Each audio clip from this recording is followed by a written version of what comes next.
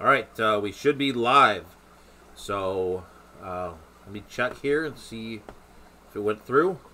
Uh, okay. All right, looks like it went through. So looks like we're live. Looks like Mr. B came. Keith Bordley's here. Welcome.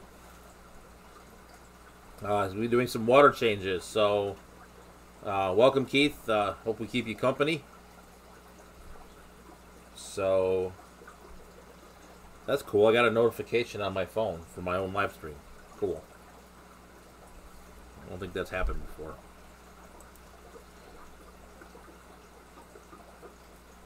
Alright, that was weird. Okay. Alright. So let's wait for a few other people to pile in here. And we'll go ahead and get started.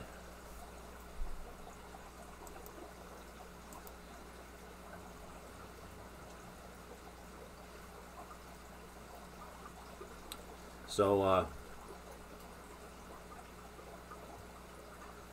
let me go reshare this out.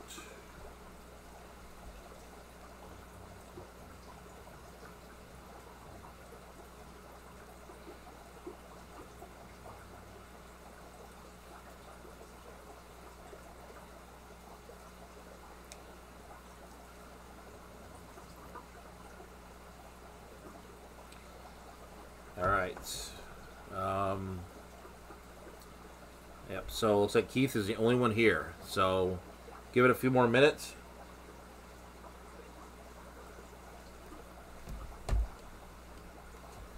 Give me just 1 second here.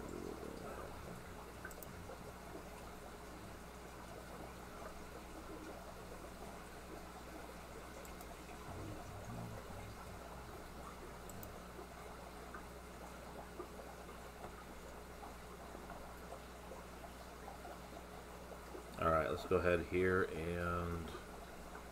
What else? Nope.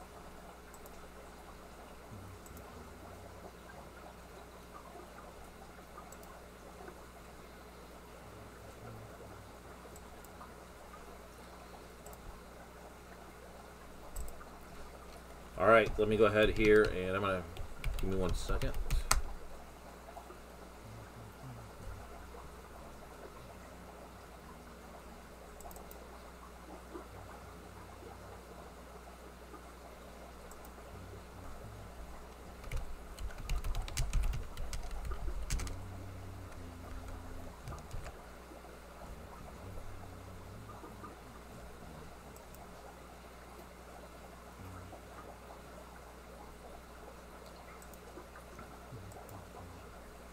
Alright, looks like we got Lumpy Dog here. Cichlids 23's here. Anthony's Fishy Friends is here as well. Mr. B was here. So Keith has a question before we get started here. Do you have any advice for moving fish long distances by car?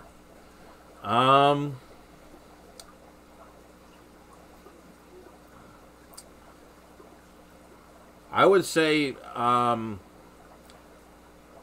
have a follow-up to that first before we get before I answer that. Keith, do you have are you giving them to somebody, or are you actually like moving your house and moving your fish to a new house? Because that may change my answer slightly. So, or I can answer both. So, if you're just moving them, say you're giving them to a friend who's 5 hours away.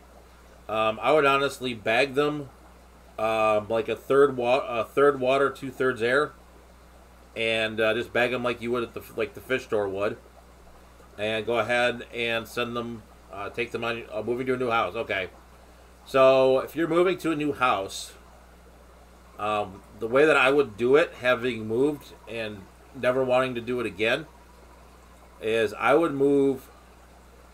See if you can get a tank set up at the new house first, if you can. And then you have somewhere to transfer the fish to. If you're moving, if you can't do that, what I would do is take them in a bucket, probably, or even bag them like you would at the fish store.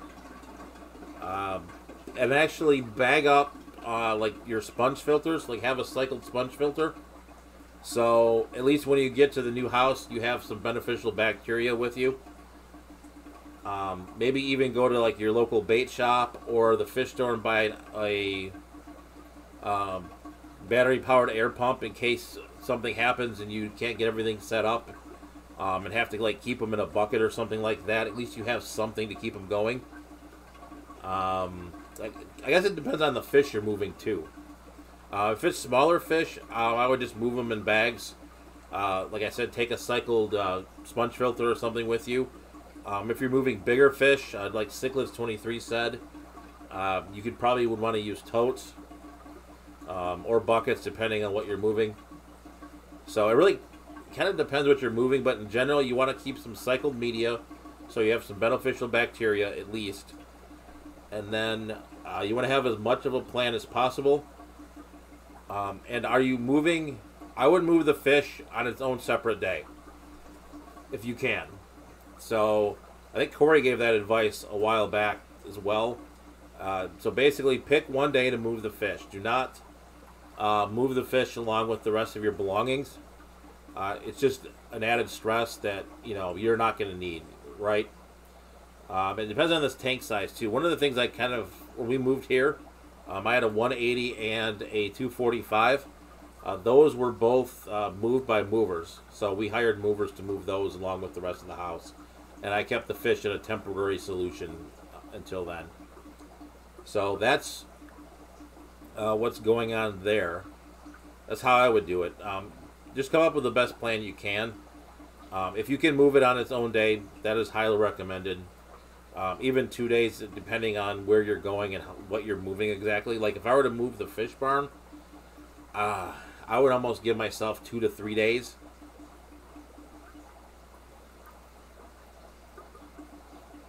Large plastic cooler is good as well. That's good too.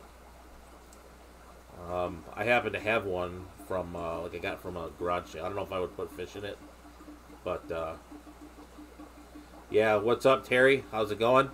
Yeah, it's a small group today. I think the weather's starting to turn, so people are enjoying the outside, which kind of don't blame them at this point. It was pretty nice here today, so.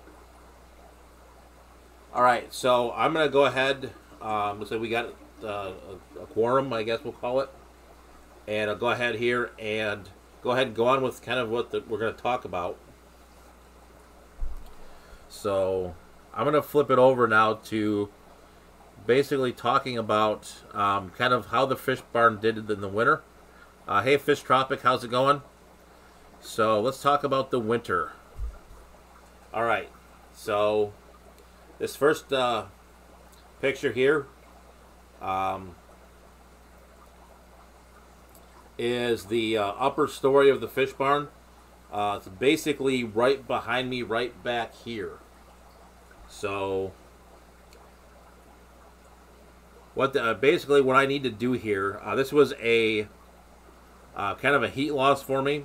So I'm going to need to come up with a way to kind of board this up like I did the downstairs of the barn. So if you watch any of my build videos, I took it, I took the windows out of the downstairs, boarded it up, and it's kind of a sealed space. We're going to talk a little bit more towards the end of this about a little bit of airflow as well we need to have up here. Get rid of a little bit of the humidity. So let me flip to the next slide. This right here. Oops, we went one too far. All right, so this is the back part of the fish barn here, where the air conditioner is. Peter M is here. How's it going, Peter? So again, kind of similarly, like we did with the front, need to kind of board this up, clean it up a little bit.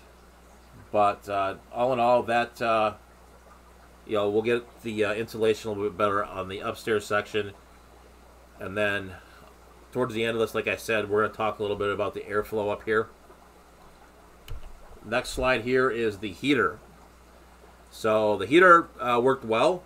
The one thing I will say, it was a little expensive.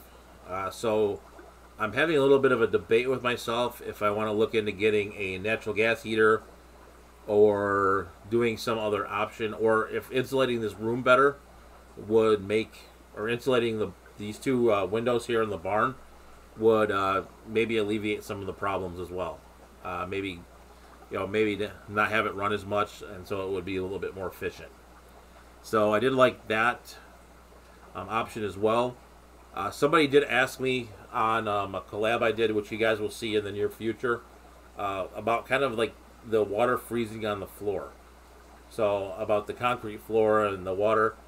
Didn't really have any issues with that. I mean, the floor was definitely cold. Like, I wouldn't walk around with it on it with your like bare feet. But all in all, it wasn't too bad. So the heater did work. It was successful.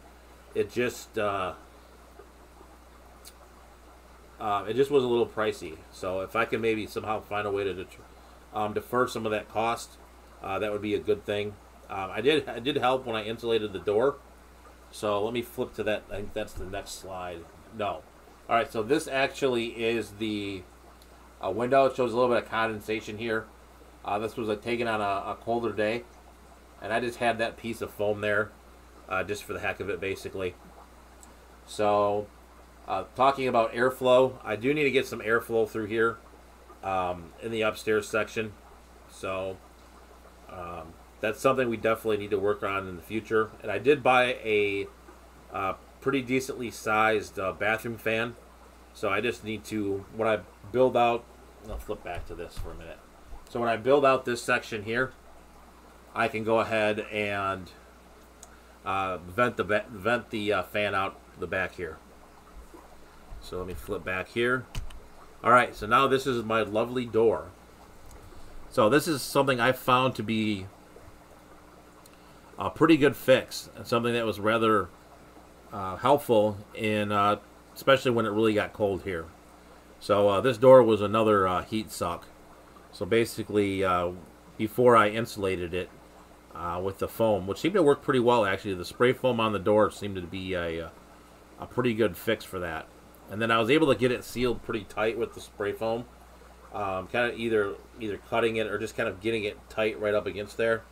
So definitely took care of the air leakage out of the door. And then I was actually losing heat through the door as well. The door wasn't, even though it was an exterior door, wasn't that well insulated, so that definitely helped as well. And then obviously at some point I'll probably have to finish this out and make it look pretty. But for now, I'm kind of enjoying the mountainous look of the door. All right, so this is the water. This isn't a very exciting picture, but there's an important story to this. One of the requirements when I built the fish tank barn was that, hey JH, how's it going? One of the requirements of the fish tank barn when I built it is I wanted to have the water run out here, and I wanted to make sure I didn't freeze any water.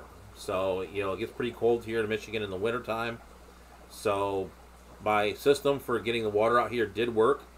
I do have some heaters for it that turn on when it gets too cold, so that helped as well. They're basically, it's almost like heat tape, you want to call it. And the water lines are buried underground, so that worked out pretty well as well. And then let's see if there's anything else. No, but I think that was kind of the end of the slideshow. So I'm gonna flip the scene back to me. So that is the very simple rundown of how the barn fared over the winter, and then some other changes we're gonna make. I do have some changes I want to make to the inside of this building as well. I do need to rearrange the tanks on the downstairs. The downstairs section, it's a little bit too narrow for me. I built the cichlid island in the middle, and I'm going to try to kick everything out a little bit. Because right now when you walk into the fish barn from the door, basically all you see is PVC plumbing, back of tank, and sump. So it needs to have a little bit more of an entrance. I mean, that's a little bit, I guess, artsy, I guess, if you want to call it that. But it's kind of, you walk in and you're staring at the back of a black tank and a sump and some PVC pipes. So not terribly exciting when you first walk in. And I had promised the significant, my wife, that I was going to take the refrigerator and move it out there as well, which didn't happen. So got to do a little bit of rearranging. So looking forward to that. Just wanted to mention for those any of you, excuse me, for any of you in Texas this weekend, I will be at Aquashella in Dallas. So I'll be there at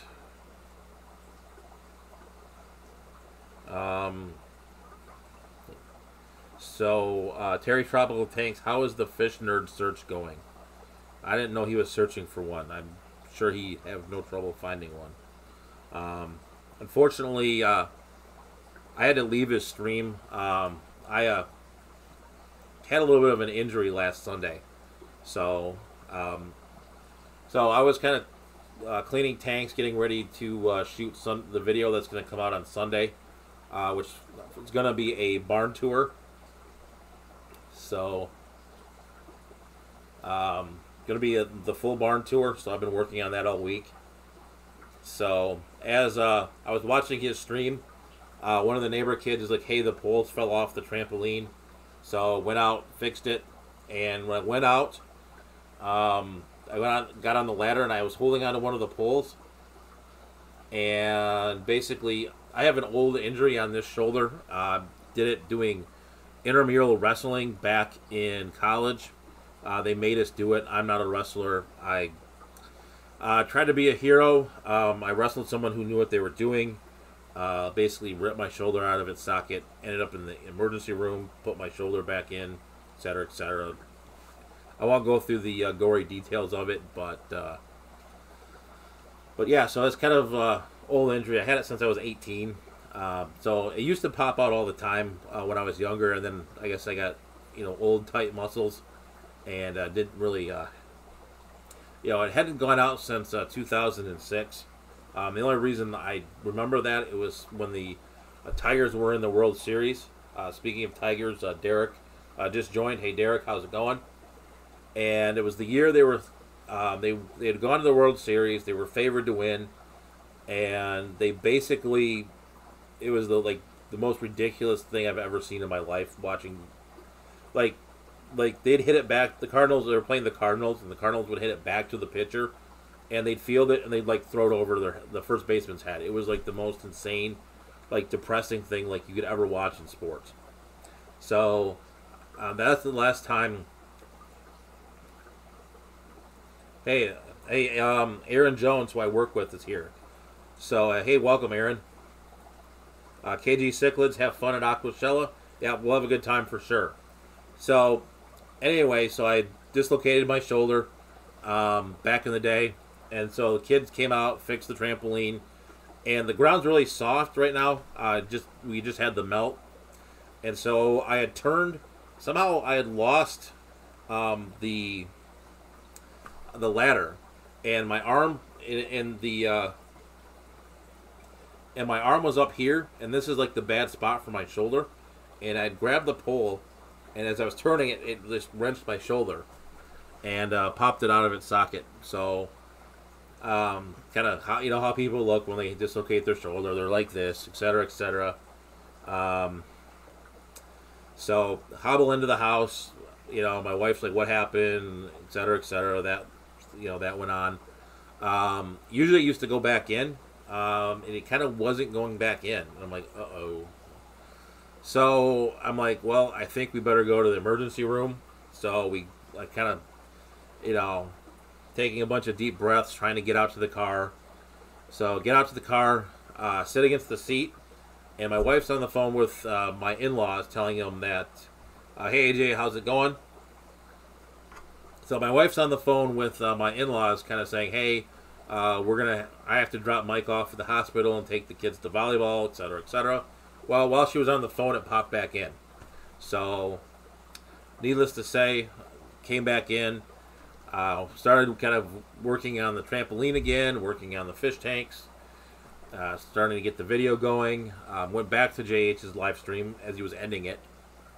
So, kind of really interesting. So I missed quite a bit of it because I was figuring out how to put my shoulder back into place. But all in all, it's feeling a lot better now. I will tell you, the first time you dislocate something, It was probably the most painful thing that you can imagine doing. I've blown out my knee playing soccer. You know, I've taken a couple shots to the head just from like playing. I used to play goalie in soccer, and occasionally you would take, especially if you played indoor, you'd take balls to the head. I've taken it more than once, and that's highly unpleasant. Got hit with a rock one time too when I was a kid. We were throwing dirt, and one of them had a rock in it. But nothing hurt worse than dislocating my shoulder. That was a incredibly painful experience. So, long story short, I will be at Aquashella in Dallas. Get there Friday. The one thing I am not happy about. Did you try running your shoulder into the wall? No. I don't think that works for me. Because when they put it back in the first time, they kind of tried that method. So basically, when you're in the hospital, hey Chad, how's it going? Is they wrapped me in a blanket, and they had the guy work it. They had the guy over here kind of work it in. That didn't work. So basically, what they did, if you're squeamish, shut your ears for a minute. They turned me over on the gurney, and had my arm just hanging over the side of the gurney, and basically the doctor just pulled it, and it just snapped back in. Like I could feel it. Like I was pretty drugged up at that point, and basically I could feel my arm like shoot up like this when it went back in. So never done kidney stones. Don't want to.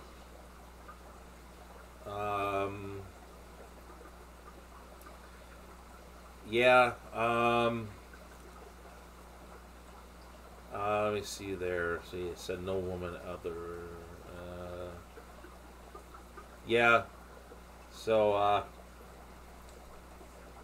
definitely. Yeah, I didn't do the MacGyver thing. All right. So, high school baseball is at the top of the, or basketball is the top of the key. Fired a baseball pass to our center down low. I heard the most ungodly scream I've ever heard in my life. I popped his shoulder out, felt terrible.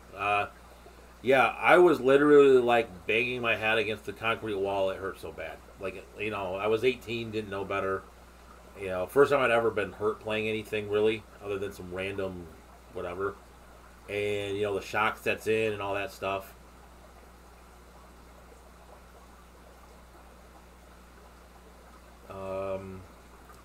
I used to eat Tums like candy, very dumb, never again. So basically, yeah, so I ended up at, I went to the University of Michigan for college, for those of you who don't know. And basically, I ended up at the University of Michigan Hospital, put it back in. One of the worst parts of it was basically they did the x-ray, and just so you guys know, the end of my shoulder bone was about here. And the guy was like, do this, okay? Do that. I could do that. Then he's like, do this. And I looked at him, I'm like, that's not going to happen. That doesn't go that way. So basically, he took me and made me do it. And then he's like, oh, those didn't take. We have to do them again. I was like, oh, really? Okay. So we did it again. So, all right, let me see here. Jeff, or AJ was like, kidney stones definitely on my top 3 list of biggest pain. Number 1 was getting shot. Okay. Haven't done that. Don't plan to. Number 2 was almost losing a finger on your wedding day. That would have not gone well.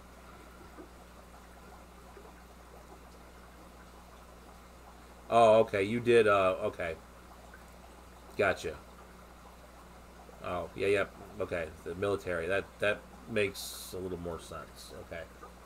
Aaron Jones, we won't talk about that one. Yep, Wolverines are still alive in the tournament, as is Michigan State. So, yep, Jeff or AJ, thank you for your service. Yeah, I've got a neighbor who's in the Marine Corps. There's a Air Force base not too far from here, and he's like the one Marine at the Air Force base. I don't know exactly what he's doing there, but he's a pretty big dude. So,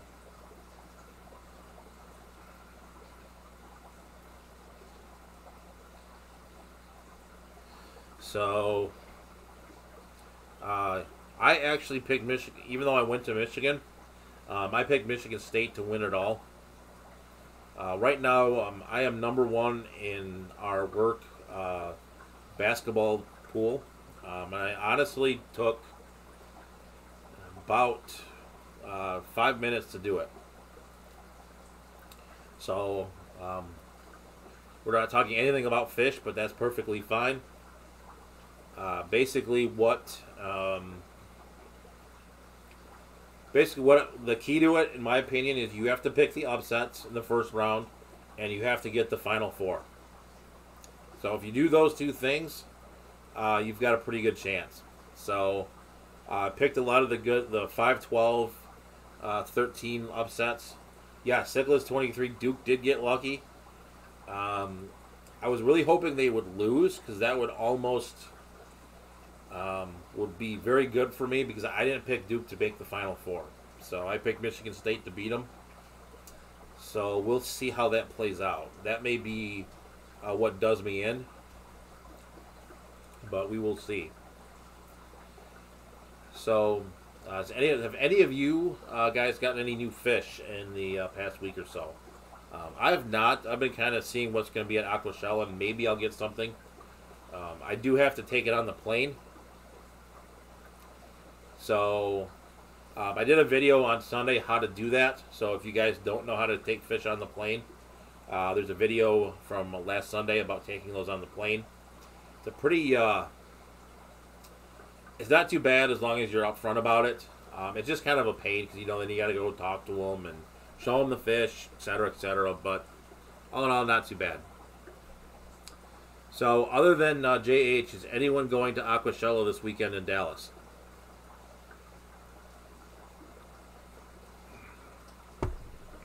So I know that Joseph is going to be there.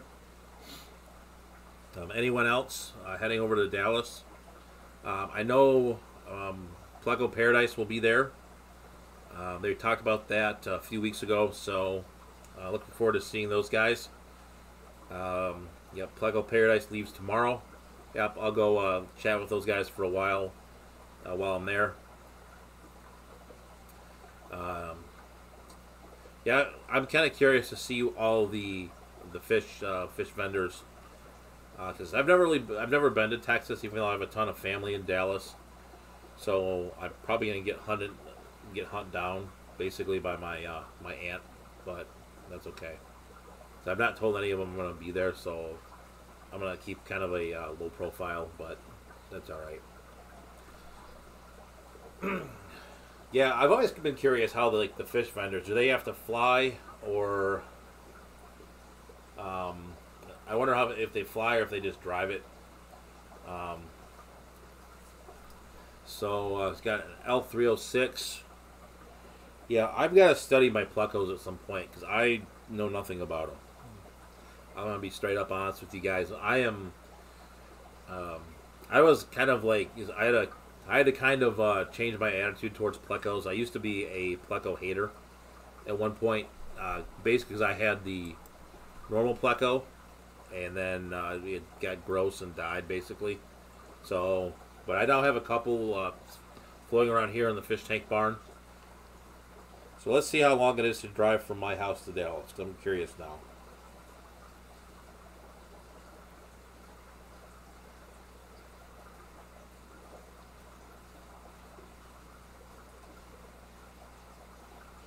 I think I remember where this app is. So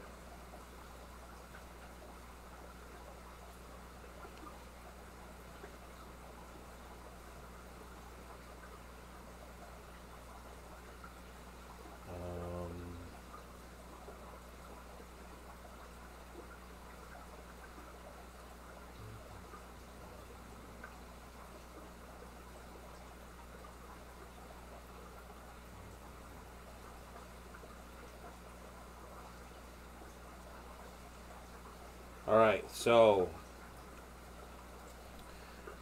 not as bad as I thought, but not great. So the drive from the fish tank barn, which I will not disclose its location, is at this moment in time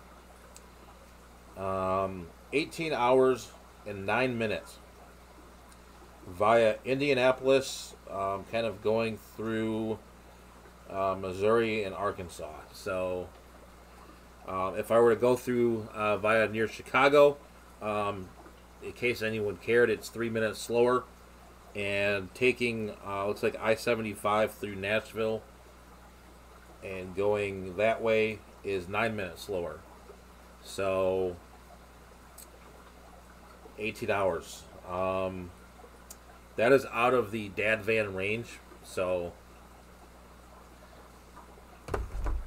dad van range is probably about 11 or 12, kind of like the aquatic experience was the max, which is something I wouldn't do again. Yeah, somebody should have bet a minute, and then we could have been over. But yeah, we're going to take the plane. So I'm still working on kind of the next trip after Dallas, kind of working on the AGA. So if we want to have a lot of fun here, we can guess how long we are going to take to get to Seattle if I were to take the van to Seattle. So let's have a little bit more fun.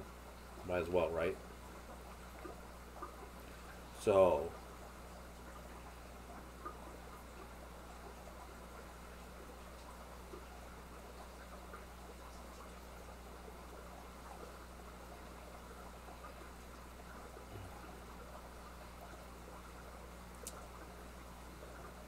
all right.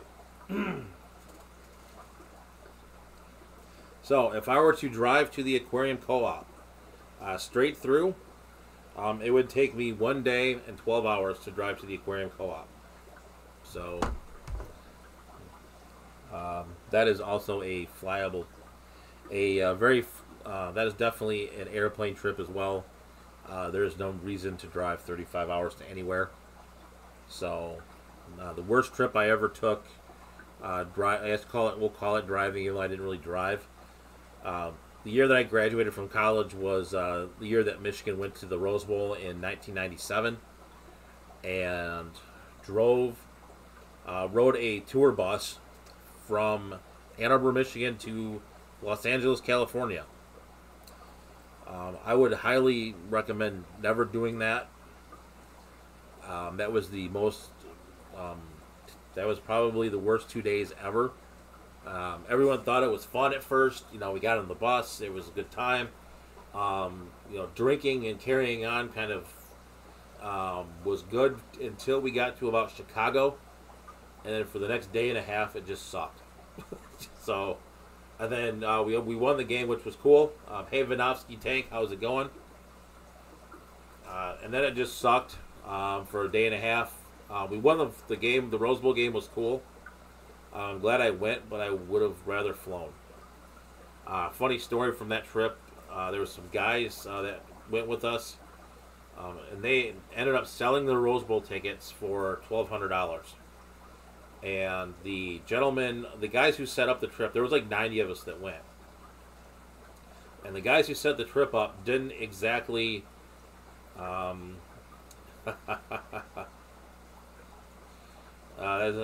then, so they sold the Rose Bowl tickets. The area the hotel was in was not the best in the world. We'll put it that way.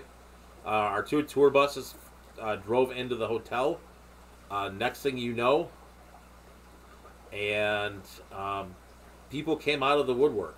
So literally, you'd see people, random, rough-looking folks, basically, came piling out of the buildings as the buses pulled up. So you could buy anything from illegal substances to fake IDs to anything you wanted. So a couple of these guys sold their Rose Bowl tickets for $1,200. Purchased some fake IDs from some of the local inhabitants, we'll call it. I think they rented a car at first. Ended up going to Vegas. Their intention was to go to Vegas and then fly home. Somehow they ended up without their money.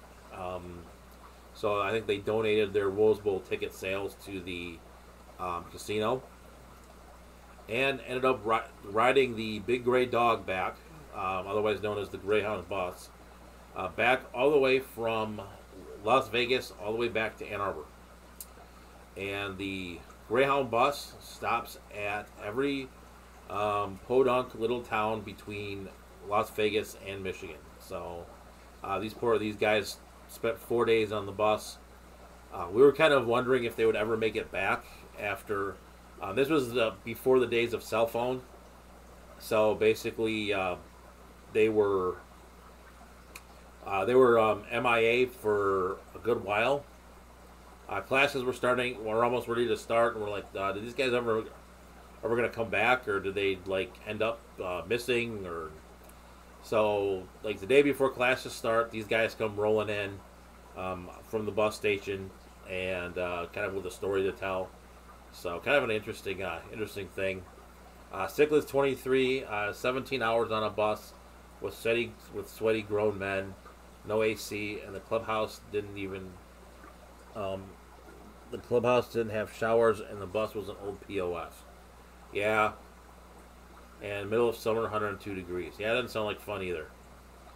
Sounds like a long trip. So you guys have any fish questions for me? So I've got 10 people still here. So hope the weather is broken where you guys are at. Have any of you guys heard from 54 Punchy at all? I know she had her surgery today, so I hope that all went well. I wouldn't expect her to be on chatting at this point. But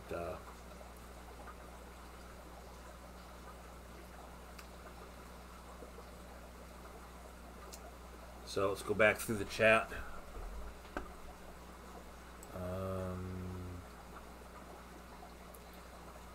Siglas 23's got some new baby platies. AJ, the Germany order came in for Pleco Paradise. Got some L306. Let's look those up and see what those look like. Oh, I can't do that, can I? I might be able to. Hold on a minute. I can.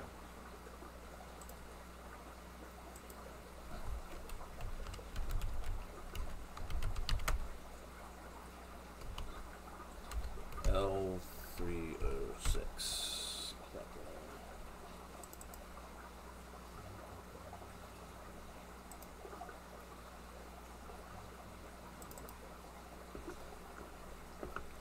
Streamlabs here. Alright, there we go. There's an L306 for you. Pretty cool looking Pleco, actually. I wonder how big it gets. I want to find some information on it. See what the other pictures have.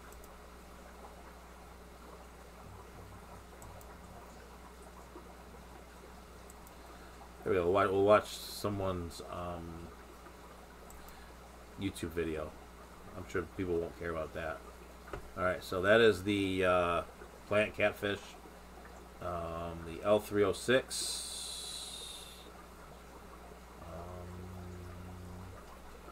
So about 3.5 inches. Okay. So that's not too bad. It's not a monster.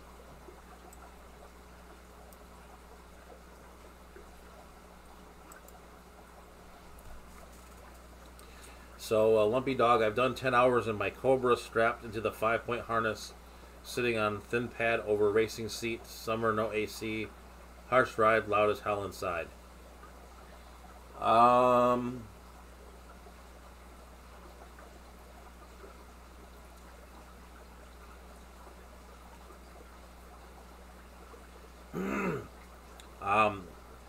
Almost Lumpy Dog, though, that almost sounds like fun, though. I don't know if you were like on a track or something. I almost wouldn't mind that. Siglets 23, is that a leopard frog? I don't think so. Maybe it is. I still have it up here.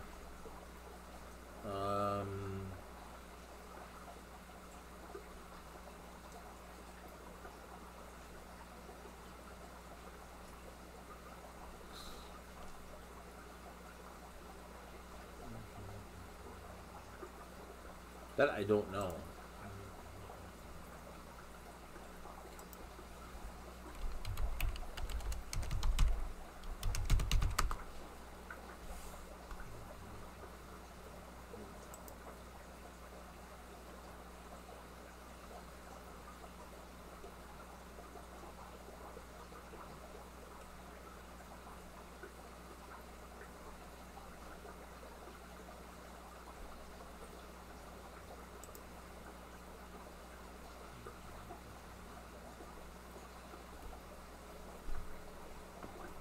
All right, I'm gonna go back to driving the track on the East Coast. Okay. Actually, I found something kind of cool, so I'll show this with you guys. Supra at 150 miles, New Jersey to Daytona. That sounds like fun. All right, so these are all the L numbers. So this was kind of cool. I found it's Wikipedia, so take it for what it's worth. Let's go look at the L306. I'll have to still check this out later. It's kind of interesting. The L306 does not have a name. So the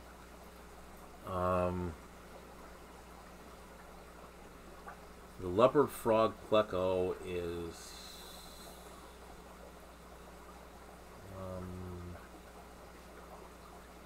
L260 is the Queen Arabesque. Pleco Flathead. For some reason I think it's like an L1 something. Like, maybe I'm wrong. Starlight Nugget Zebra Pleco is the L173. Striped Knock.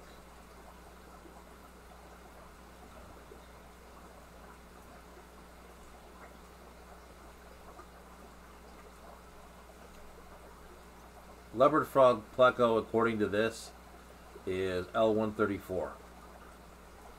So, Brian, catch you later, Brian. Thanks for coming by. So, that is the L134. So, I am not an expert. Cichlids 23. Yeah, she's, it was sort of planned but unplanned, I guess we'll call it. So, basically, she had to have her gallbladder out. Aaron Jones, what was your first fish and did you name it? No, I don't remember my first fish. The first fish I remember were some saltwater butterfly fish I had that I tried to keep in a 29-gallon tank. There was a place in Lansing, Michigan at the time. If you guys know, who are in Michigan know of Proust Pets, at this time, Proust Pets was a small fish store. It is not what it was today. So there was another store. It was in a place called Okemos. That's called. It was called Solden's. It was almost like a feed store, but it had quite a few fish in it, and I got a lot of butterfly fish from there, which I killed all of them because I didn't really know what I was doing. So that's.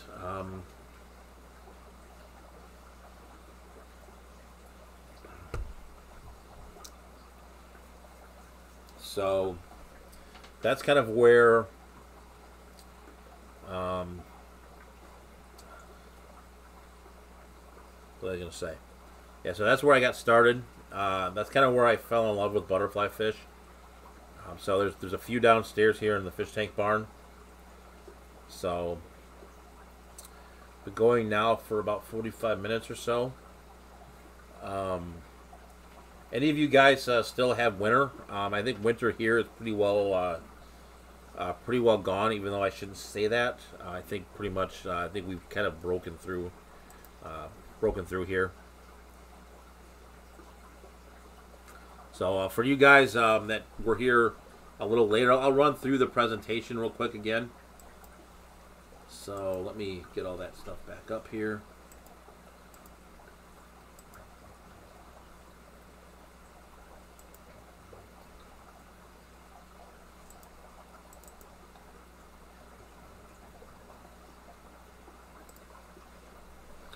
Alright, so we're going to flip the scene back to this.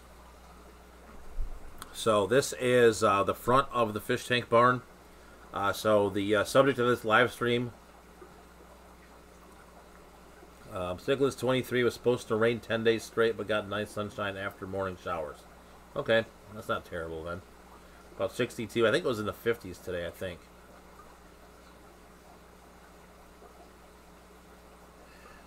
Yes, I'll have to check that out. Lumpy Dog actually reminded me of something today. I really wasn't going to talk about it here because it's not fish related at all. But today was the, I think it was the 21st anniversary of the one of the very I don't know what I want to call it.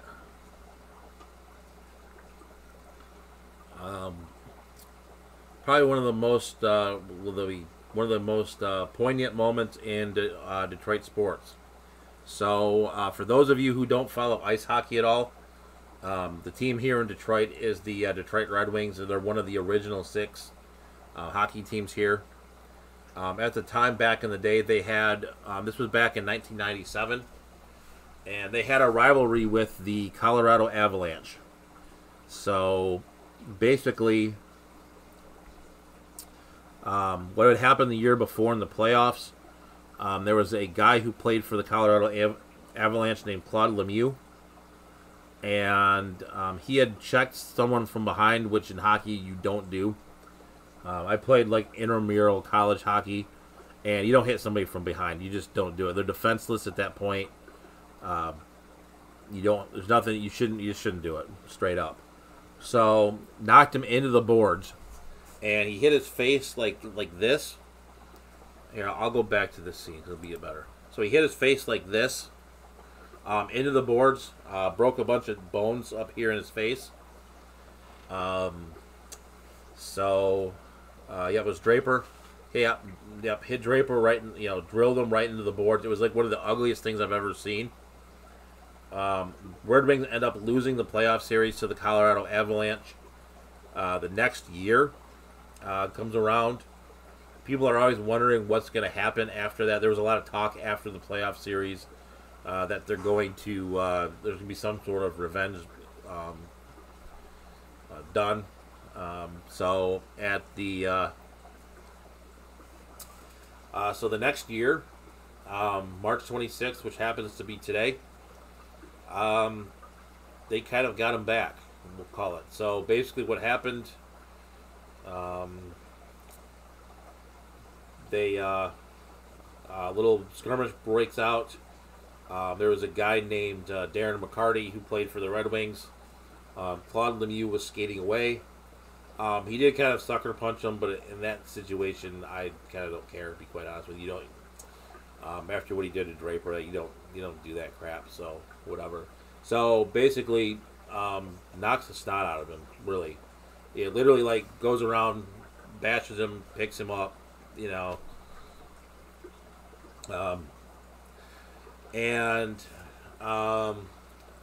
basically a huge brawl breaks out. The two goalies go at it. Look it up on YouTube after this stream if you don't know what it's about. But they really had, basically it was kind of called the revenge game, like Lumpy Dog said. And kind of a very interesting moment in Detroit history. Apparently, I think it was about 5 years ago or so, the two of them actually met and did like an autograph signing around here somewhere, which was rather interesting. Because they got into it a few times after that too. There was one, like basically it was the opening face-off, and they just dropped it and went. So very interesting stuff. So there's still 6 of you guys here. I know we didn't talk a lot about fish tonight, but we kind of got off on other topics, which is fine. We don't always have to talk fish. Going back here to this real quick, I will show this to you guys who are here, a little bit later. So basically, going through kind of like the changes for the fish tank barn for the going into the summer when I can actually work outside on it. We need to close this window up I was losing quite a bit of heat out of this window, which I kind of suspected would happen. But I wanted to see how it all worked. Heading to the next slide. This is the back, pretty much the same thing. Gonna need to board that up, and this obviously needs some paint back here. This gets all overgrown in the summer, so it's hard to get back here.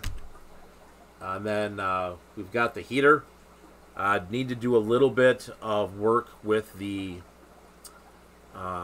maybe looking into maybe doing a natural gas heater. The electric bill was a little it wasn't unbearable, but it was quite steep.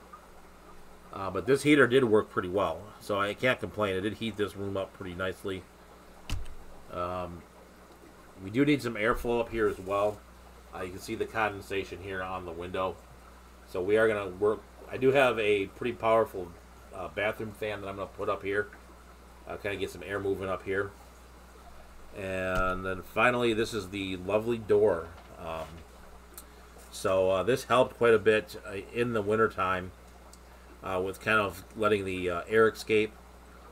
And actually the heat was going through the door as well. So I was able to seal that up and actually add some insulation to it. Probably need to add some nice wood to it and make it look a little bit better than it does now. So all in all, I think that was the last thing was the water. The water went pretty well. The system I had in place to keep the water from freezing did work as well. The pipes, the water was cold, definitely coming into the fish barn, but that's okay. We at least got a chance to warm up a little bit before it went into the tanks. And then that was really about it for what the subject was. So we've been going now for about 52 minutes. So do you guys have any other last questions?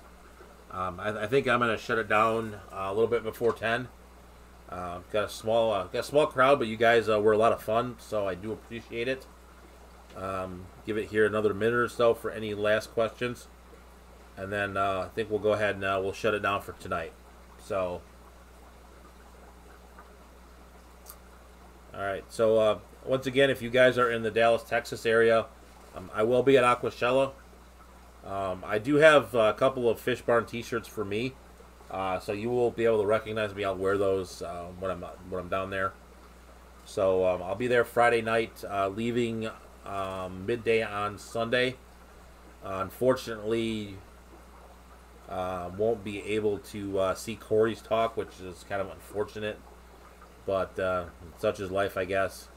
I'll have to catch it another day. So thanks, Aaron, for coming out. Thanks, Lumpy Dog, Anthony's Fish Friends, Stickless23, and the rest of you guys for coming out. So had a great time. So I will catch you guys on the next one. The next video is going to come out on Thursday, and the next one after that will be on Sunday. Sunday will be the full barn tour, which we haven't done in a while. And then Thursday, I actually haven't shot that video yet. Need to do that sometime tomorrow. It's going to be how I breed guppies. Very simple. It's going to show you guys the tank setup I use for guppies. Quite, just quite a real simple setup there. So, with that being said, guys, have a good night. See you guys either in Dallas or the next video or the next stream. With that being said, stay fishy, keep on breeding, and I will catch you guys on the next episode.